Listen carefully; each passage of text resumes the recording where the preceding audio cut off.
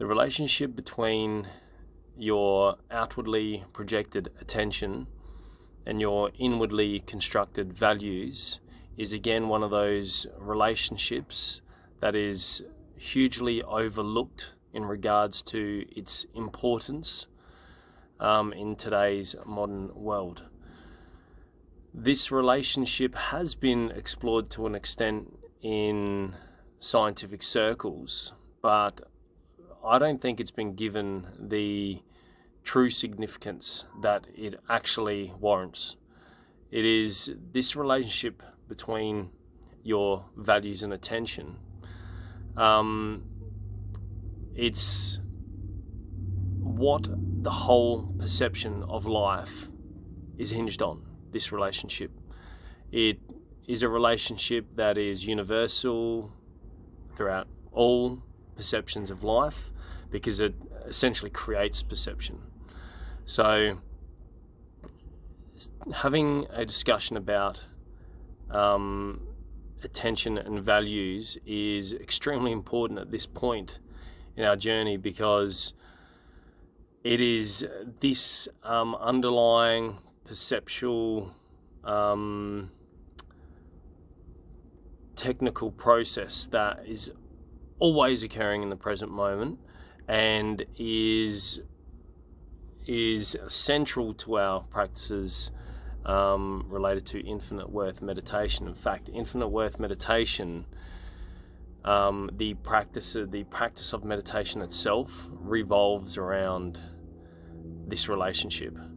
So it is really, really important for us to first understand how this relationship works, because the understanding, that functional knowledge of how this underlying mechanical aspect of perception works, knowing this is crazy powerful, is life transforming. I would actually go as far as to say that your attention is the most powerful tool you have in your life. So it is, very important for us to have a talk about how attention is the aspect of your perception that is it's the unfolder. Its job is simply to observe and unfold. So let's get into it. Okay, so attention. The nature of attention and what attention is always doing in the present moment. Well, attention is it is that point of your perception which potentiality must pass through to become actual. It is unbelievably powerful. Again, this is where we're walking into the unable to consciously comprehend realm here. But you need to understand that your attention is always in contact with the present moment. It's essentially what creates the present moment.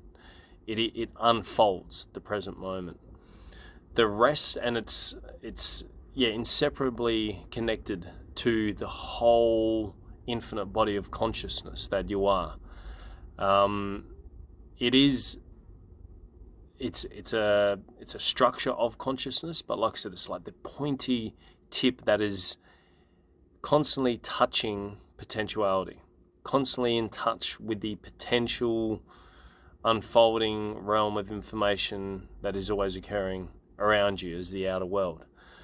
And therefore, always being in touch with that, it is the transformative feature of consciousness. It's the feature of consciousness that transforms that potential into embodied memory. So another way of seeing its I suppose metaphysical power and infinite power in that regard, because if we consider that the present moment, your experience of the present moment is made up of a near infinite many unfolded pieces of information, which it most certainly is, as you're constantly metabolizing the present moment, basically. When you consider that, you can then understand why it's your attention that is doing that. It's your attention. It holds the power of infinite capacity. It's continuously unfolding this infinite perception that you are an expression of. So there's a number of ways we can easily frame the phenomena of attention for us to again sit back and just go wow. And another way in which you can see how it's so is a inseparable extension of pure consciousness, or way in which you can see this being the case is when you try and when you pay attention to something, you become purely conscious of it. So that is to say, when you are focusing on something, say in your experience of the outer world, if you really put all your attention on, say, an object that you're looking at, you will notice that thoughts stop arising. All your perception and directed values are to that object that you are purely conscious of.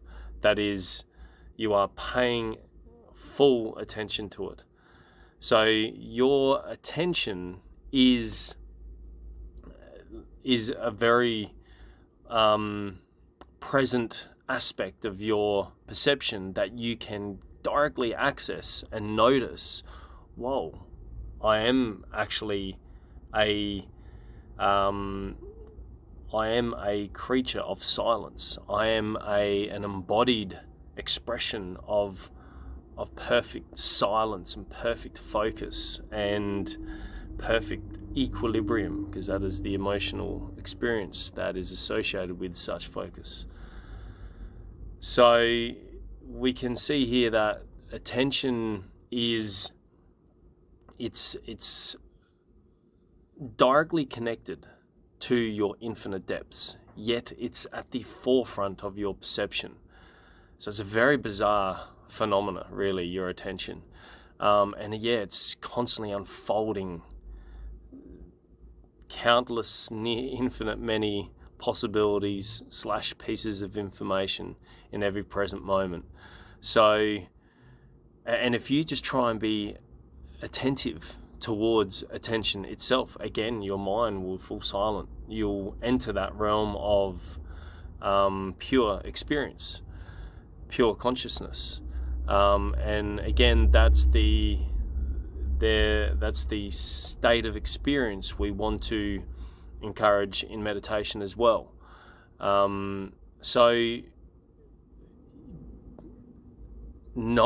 Starting to explore this aspect of your perception, this central aspect of what you are, your attention, exploring this in itself is a direct pathway to levels of enlightenment, which again far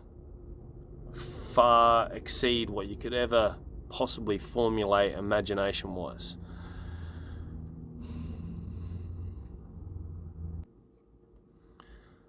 Another aspect of attention that is worth taking note at this point is when you pay attention to your thoughts, when you're having an experience where thoughts arise in your conscious mind and they sort of take the priority of where your attention is lying at that point in time. When that happens, you need to actually understand that your attention itself needs to be directed in that direction in order for such thoughts to take the center stage of your experience. And what I'm trying to say here is that attention itself, if you pay attention to attention itself, you'll realize is perfectly silent and calm, and it's also extremely free. That's another beautiful aspect of your attention, because you do have the freedom to use your attention to explore your whole inner and outer experience, which is made of infinite information and possibility. But what I'm just trying to make clear here is, when you're paying attention to thoughts, your thoughts, the content of your thoughts may well be loud, noisy, full of movement.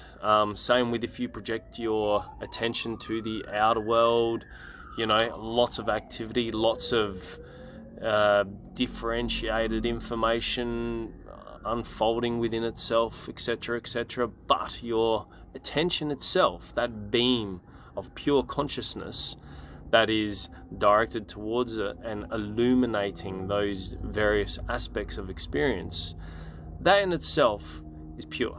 That in itself is perfect. And that's really central to sort of get earlier on in your understandings of the perceptual mechanics of meditation, because that's when you can go, oh wait, I want that to be my focus. I want to focus on that silent, perfect, pure beam of consciousness that attention is. So this starts to, of course, help with our intentions and direct our perception, so that we can explore the very real nature of ourselves as these creatures of perfection and purity. So attention itself is clearly a very, very powerful aspect of yourself as a perceiver. Now, what we need to establish though is a solid understanding of its relationship with values, and it's pretty straightforward. It's not that complex really to get your head around. What is sort of like mind-boggling about all this is that you can see how all life, the way in which life operates, is fairly hinged on this relationship, and how we just don't really acknowledge that as humans in scientific circles much, but even more so in just general social circles of human interaction. We don't really we sort of in an unconscious way, we are sort of aware of this relationship, and when we talk about it, you're like, that makes total sense, and of course. But without having that conversation, you leave yourself ignorant to the inherent power of yourself. So the relationship between attention and values is one of it's extremely direct, and it's sort of one directional in a sense, meaning values control your attention. So there is an ordering to like a hierarchical ordering as to what is controlling what, and your values, they totally control your attention. Now, we can see this throughout the animal kingdom, and there is quite a bit of science on how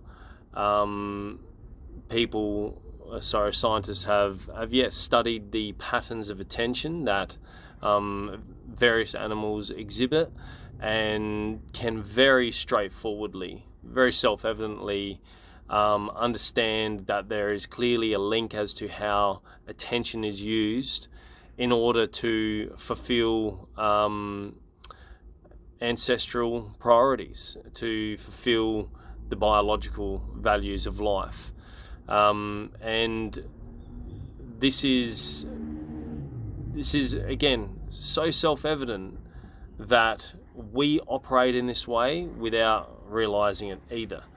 If you just sort of reflect very quickly on how you use your attention, every moment that you reflect and go, where was my attention there? Now, what just happened the last 5 seconds, the last couple of minutes? And you actually reflect on how you have used your attention, you can usually uncover the underlying values that were actually in control of your attention at that time, because it's just a solid truth of reality. And so understanding this inherent relationship is key to meditation. I think, again, I haven't really heard a lot of this relationship talked about in meditative context, but from my personal exploration of meditation, I've come to understand that it is like central. It is really important, because it allows us to explicitly align personal values with much deeper, more infinite self/life values, simply through consciously guiding our attention in directions that align with values of our infinite beingness. Another way that you can frame the existence of attention being at the forefront, the existence of the relationship between values and attention being central and at the forefront of the creation of all life perception, is if you reflect on our previous discussion about the fact that the outer world is constructed of constantly changing, infinitely complex, differentiated information and possibility, which it most certainly is, then you realize as a perceiver that must create a perception in order to have any sort of directionality in life. One must have this amazing phenomena of attention, possess this amazing thing called attention, in order to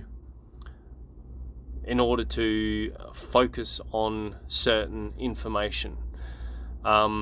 If an individual could not discern what information to pay attention to and what they shouldn't, then you're frozen in a sea of infinite complexity. Okay, perception itself cannot stand.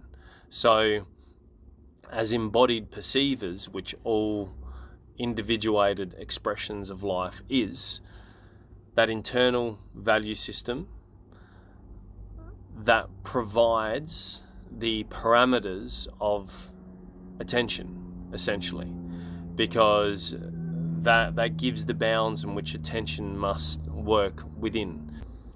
So if we go back to the original value that life itself holds towards itself, which is of self-love, which implies that the most important aspect of experience that your whole beingness prioritizes is the unfolding of the present moment, is the creation of new, expanded, self-loving, aligned possibility. When we reflect on this, we can then see that therefore, if you place your conscious attention, if you simply put all your focus on the externally unfolding information that is always interacting with your senses, if you put all your attention via those channels of attention through your bodily senses, then you'll start to align your conscious values with your, let's say, unconscious values, or life slash self values. And I mean self with the capital S there. And that's when you'll be rewarded with an emotional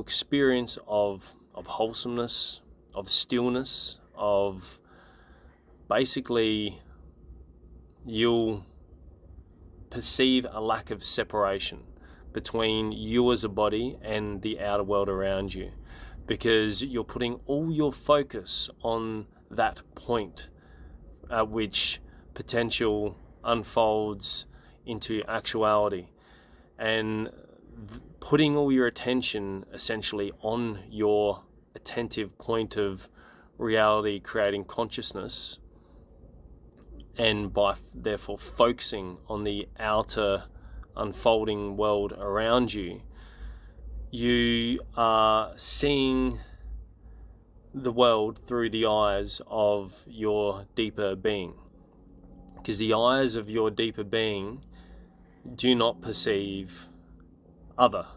It doesn't see anything as separate from itself.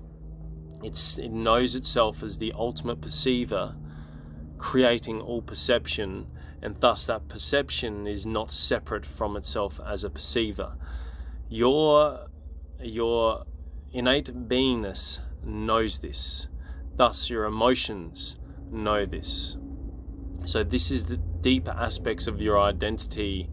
This is the knowledge, the wisdom of deeper aspects of your identity, because the deeper these infinitely deep, expansive aspects of your identity see the outer as itself. I know how crazy that sounds, don't you worry, I'm very aware of that, but that is that breaking down the separation between the body and the world that it's always in contact with is what we do in meditation, because we are trying to understand the true value system that it lurks within your depths. And that value system is so pure and perfect and very straightforward. It loves the creation of experience. It loves what it can do. It is totally in love with its own creation, and therefore wants to constantly be paying attention to it, which it always is. But when you align your conscious, your personal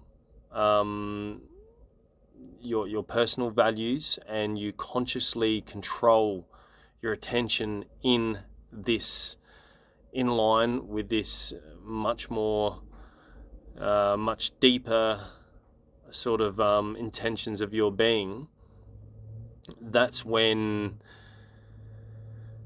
you start to understand the true nature of yourself. And that's what we do in meditation. So aligning these sort of personal self values with the infinite self values through how we use our attention is critical in meditative practices. So I'm just going to finish this video by reading out the specific intention we have in the practice of infinite worth meditation. So it is our specific intention during meditation to consciously direct our attention to the continual external unfoldment of the present moment from a point of pure silent consciousness. By valuing the creation of reality, the five senses of our body are continuously collapsing into actuality from potentiality. By consciously paying attention to our bodily senses that are only able to pay attention to the actualization of the present moment, we align the impersonal ancient value system of pure consciousness with our personal value system to create the required conditions for an emotional experience of silence, stillness, and deep alignment. This is the process of remembering our true self. From this position of mental silence, we can, with increasing ease, consciously discern the subtle, involuntary movements of our attention in order to highlight the subconscious/unconscious motivations of our shallower ego values that interfere with our meditative intentions to align with deeper universal values of life itself. I call this heightened level of awareness conscious discernment. Thus, we must understand that this is another specific intention aligned with all previous intentions. To notice when our attention gets hijacked by shallower personal value systems against our conscious will to value the outer impersonal possibilities of our perception.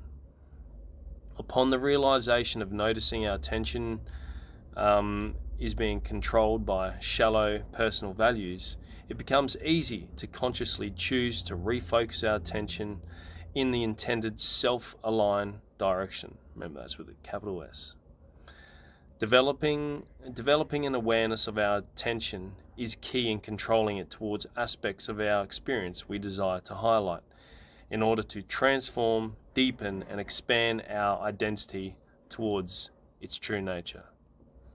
So our following video and videos will start to go straight into the practice of infinite worth meditation.